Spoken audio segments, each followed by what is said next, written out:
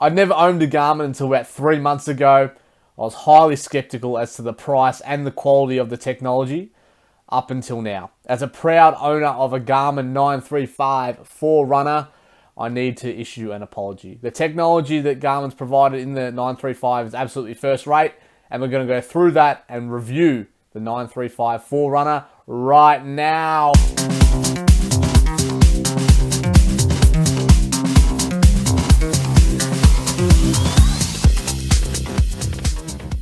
Welcome back to the TRIAX Performance channel. My name is Rob Delves and I form 1/3 of the TRIAX Performance team alongside Damo and Sean. You can contact me on Twitter at DelvesRobert and also on Instagram at TRIAX Performance. You can also contact Damon and Sean via our social media accounts and via our website. If you haven't already, I'd encourage you to consider subscribing to the channel. It would really mean a lot to us.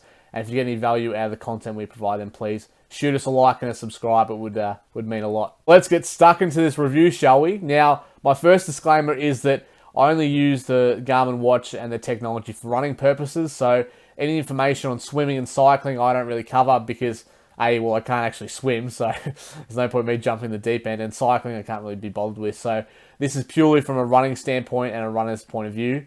But let's get stuck into it, shall we? So when I sat down to do this review, I thought, well, what do the people want to know about this watch? What would I want to know before I went out and purchased the Garmin 935? And Garmin technology is expensive. I won't discount that at all, but it is quality what you get, and this review will highlight that. But it's also important to know what you're getting as well and what to look for. So I've narrowed this review down to 5 areas of interest, which I will discuss with you now.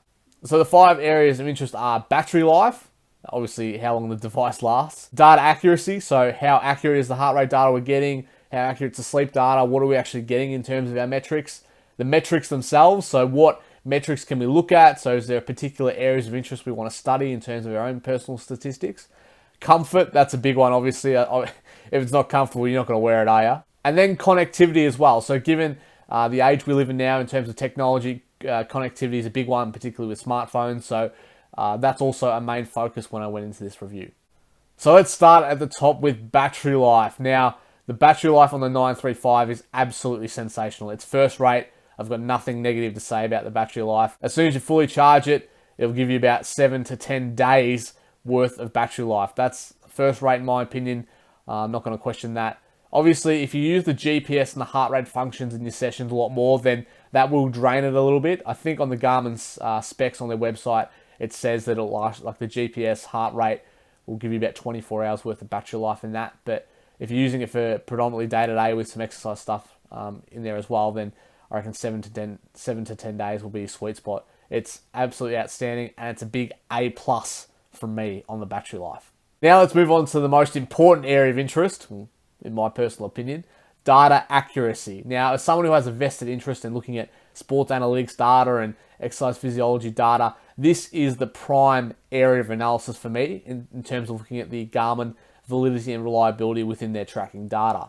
Now, I'll say from the top, Garmin's data accuracy is pretty good. And why I say it's pretty good is because it's pretty tough to get A-grade data validity and reliability away from an exercise physiology lab where you don't have that gold standard equipment. So the most important point I wish to raise about the data accuracy in the Garmin 935 is the importance of the heart rate data. Now, embedded within the Garmin wristwatch, as you can see here, I'll provide an example. We've got the heart rate monitor as provided by these green little mysterious lights there, which we'll talk about in another episode. But essentially the heart rate data provides the backbone for a lot of variables we'll see on the Garmin watch. So your training effect scores, your training load, recovery time, VO2 max, and obviously heart rate itself are all impacted upon by heart rate data that we measure from the Garmin watch. From using this watch for the past 3 months and seeing some of the reviews online, I can tell you firsthand that there is some inconsistencies with the validity and reliability of the heart rate data from the wristwatch itself. Now, I can show you what the inconsistencies look like across a couple of my sessions. So I'll provide the screenshots up on the screen here. Essentially, I completed 2 interval-based running sessions. I think they were 5 1-kilometer runs each. And so I did the first one on the Monday, and then I did the same session on a Wednesday, so about 2 days later. And as you can see, there's a variation in the heart rate itself. Like you can see the discrepancies between the two there and between the 2 levels. Now, obviously, I didn't get better over those 2 days between the first and the second session there I've highlighted, but it does show that there is inconsistencies with the heart rate, and it's something you should look out for as well. So obviously, your body hasn't responded that quickly in terms of physiology in my case, but that's something you need to look out for. So essentially, if you're doing the same session a couple of times, or and in quick succession, have a look at the data and see what it tells you. Obviously, you'll know as well internally whether that session felt a bit high or a bit low, considering what your heart rate is as well. So that's something to look out for on that front on the 935.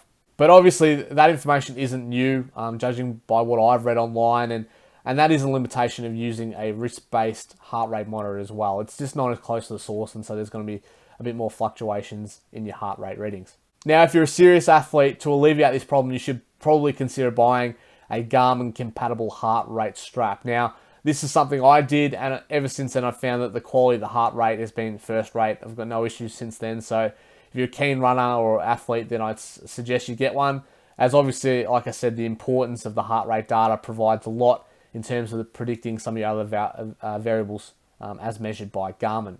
And the flip side as well is looking at the GPS data as well. So obviously GPS is looking at your positioning and then distances and speeds from that. So if you haven't had much experience with GPS technology before, so for instance, some team sport athletes will wear them in the back of their jerseys for training and competition, whereas the runners will wear them on their wrists. Essentially, GPS is really good for distance and speeds nowadays.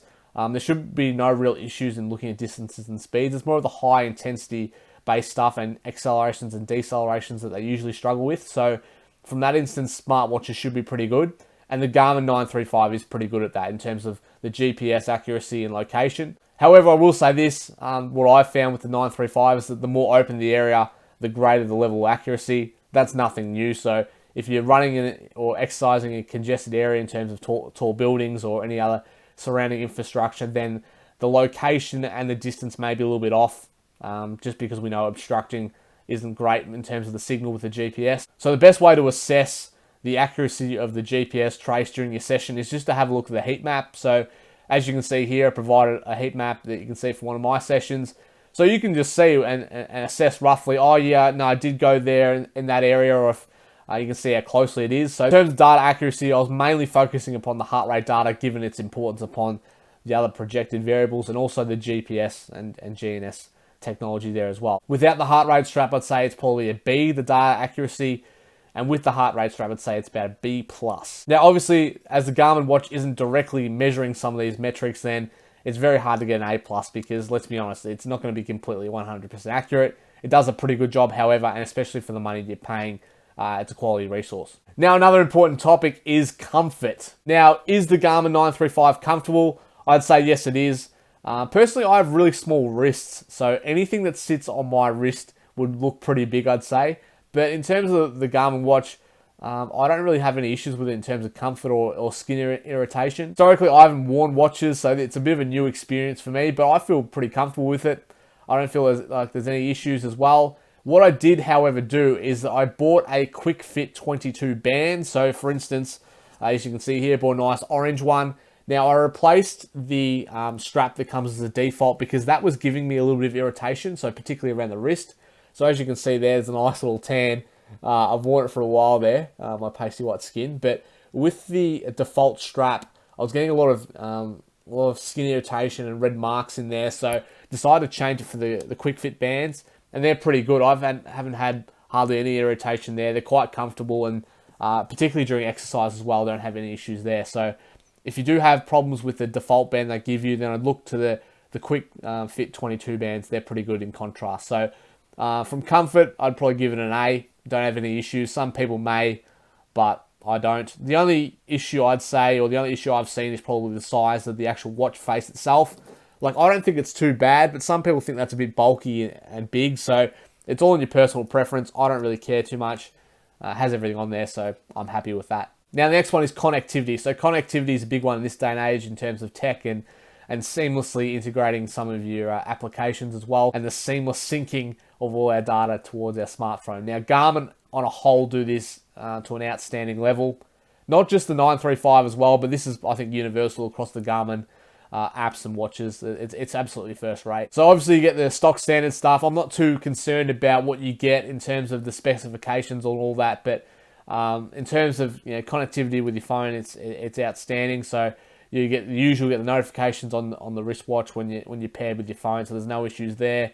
However, what I would say is that you don't have the direct access to the music streaming services like you would do with the 945 compared with the 935, which I've got. So if you want to stream music on the watch, then you probably want to look at the 945, which I think is the next one up. For me personally, I don't really care about music when I work out. I think it's actually cheating, to be honest, if you need that extra motivation. So for me, I'm not too concerned by that. However, the best feature is obviously the direct connectivity to the Garmin app as well. So obviously, as soon as you finish your session, you click save and it automatically uploads to your Garmin Connect app, which I think is outstanding. And also, you can go one step further with connectivity to Strava as well. So if you want to connect that, then again, all you need to do is just save your session after it.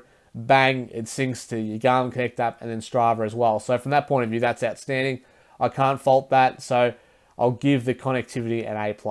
So the last important area of interest that you should consider before buying your 935 is the metrics you get. So Garmin obviously provide a plethora of metrics you can go and have a look at. There's heaps. There's sleep, training effects, stress, step counts, vertical oscillation, ground contact time. There's heaps of different things you can have a look at there. So there's a lot of data capture for these devices, and with the Garmin Connect app, you have a lot of access to it as well. You can see everything you can track everything you're doing basically instantaneously after your session. Now, sleep and stress metrics are pretty popular. I don't look at them too much, but what I can say from the sleep metric on the 935 is that it's pretty good, but I'd say it's probably about an hour out in terms of my actual sleep. Like, I'll know if I go to sleep at 10 and wake up at 4:30 that I haven't had 7.5 or 8 hours sleep. So from that point of view, I think the sleep's maybe a little bit out depending on where you're at, but obviously has some sort of heart rate connotation there as well. Stress isn't too bad from what I know subjectively. Like, when I've been stressed at work or had a bit of a stressful day and I look at the watch and see that it's high, sometimes that correlates with how I'm feeling, other times it doesn't. So they're a bit hit and miss, those metrics. Obviously, if you like looking at them, then by all means continue on, but I just don't feel what I actually get out of them, to be honest. Obviously, they're nice to have there, but for me, I don't really see them as being that productive. But in terms of actual training metrics as well, like training effect, recovery time, training load, I think they're pretty good. So in terms of training effect, I've actually created a video explaining how they derive training effect, so you can go have a look at that one and make sure you subscribe and like it as well. That'd be great.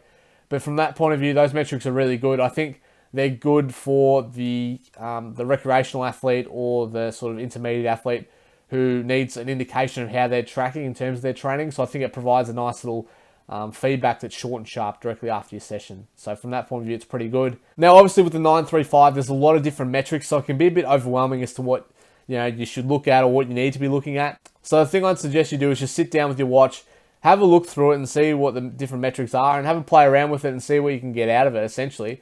Like, it's easy for me to sit here and tell you which metrics are good and which ones you should be looking at and which ones you shouldn't be looking at, but it's your watch, so you should go through it and have a look at it. There's everything there in terms of the metrics you could possibly look at, so there's no deficiencies there in terms of, like, it doesn't provide you this. It basically provides you with as much as you want it to, so I'd go through and have a look at it from there. First point of call, go through your watch, see what's there, customize what you can customize, and then pick what you want to look at. Overall, I'll give the metrics a B+, though. I think they're pretty good. I think some probably are maybe a bit unnecessary, but that depends on, obviously, your athlete training status and what you want to get out of the watch. So the strengths of the Garmin 935, the first one is battery life. Again, talked about earlier, it's absolutely superb, cannot fault it. So if you're looking for a watch that'll last you for about a week, then this is your first point of call. Absolutely no problems with that. The second one is durability. Now, I didn't talk about that earlier, but the durability on the 935 is actually pretty good. I've worn it in basically torrential, or not quite torrential rain, but heavy rain, knocked it around a few times, dropped it, and there's been absolutely no issues with the screen or any cracking or any surface scratching as well. So from the durability front, it's really good. And then the connectivity as well. So again, streamless integration with your smartphone, your apps, your Strava, Garmin Connect. All you need to do is press save after your session and it's there. So that's absolutely outstanding. So improvements for the Garmin 935, what I think could be done a little bit better. First one is the heart rate data from the wristwatch. Now, someone who takes their running pretty seriously, I think there's just too much variation in the heart rate data between sessions from the 935. That's not a problem that's specific to the 935 per se, but I think it's just a limitation across the Garmin line. But I am sympathetic. Like, I don't know what else you do without a heart rate strap to get that heart rate data improved. I think it's pretty good. Like, I'm not going to lie, it's pretty good. Obviously, it could be better. And then the second improvement could be the cost of the heart rate strap. So given the variation in the heart rate data off the wristwatch, then I feel like the heart rate strap is pretty pricey. So to combat the heart rate data issues I was having with the wristwatch, I actually went out and bought the HRN Pro. It's pretty good. It provides you with some good data, and ever since then the data's been pretty consistent. But again, the price actually pay for it on top of the watch isn't that great. It does provide you with some interesting metrics in terms of ground contact time, vertical oscillation as well, and some imbalances there. So from that point of view, it provides you with extra data, but again, pretty steep considering what you've already paid. So overall, the Garmin 935 provides great value for money. I think it's a great watch for the price you're paying, considering now that it's been on the market for a few years, and then there's the 945 as well. So it's basically a discounted price, I'd say. So have a look around and see what the best price is you can get. The only drawback is obviously having to rely upon a heart rate strap to get that more accurate heart rate data, but that is something that's common across the Garmin range as well. So would I recommend this watch to my family? Look, I reckon I probably would. I think it does everything very well. It's at a discounted price now, considering it's been in the market for a few years, so it's probably a good buy. Pretty good with your running stats and your connectivity as well. So I probably would tell my folks and my sisters and that they might have a look at it. The bottom line for the Garmin 935, I think it's a quality watch, particularly at the price now, given how long it's been in the market. So I don't think you can go wrong if you buy this watch. You won't be disappointed, particularly if you're a runner. I think it provides some decent quality there. You couple it with a heart rate strap, and I think you've got yourself a nice little data tracking platform. Well, that's it for today. So I thank you for tuning in. If you got some value out of the content, then I'd appreciate it if you consider liking and subscribing to the channel. It would really mean a lot to us. But until next time, I'll see you later on the TRIAX Performance channel. So bye for now.